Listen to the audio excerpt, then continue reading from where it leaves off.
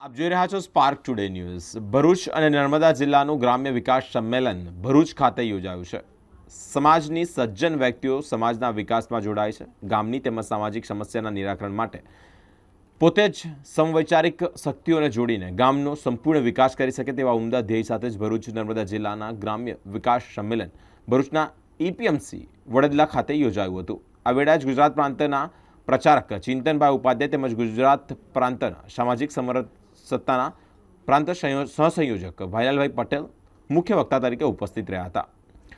અનેક બાબતે જ ચર્ચા વિચારણા પણ કરવામાં આવી હતી। સાથે જ જળ, વન, જીવ, ગૌ, ઉર્જા, જન જેવા અનેક સંપદાને બચાવવા તેમજ તેમનું સંવર્ધન કરવા માટે અનુરોધ પણ કરવામાં આવ્યો હતો। ગ્રામ્ય વિકાસ પંચશક્તિ, જેમાં ગામનો વિકાસ કરવો, ધાર્મિક શક્તિ, સજ્જન શક્તિ, યુવા શક્તિ, માતૃશક્તિ અને સંગઠન શક્તિને પ્રાધાન્ય આપવાની વાત પણ કરવામાં આવી હતી।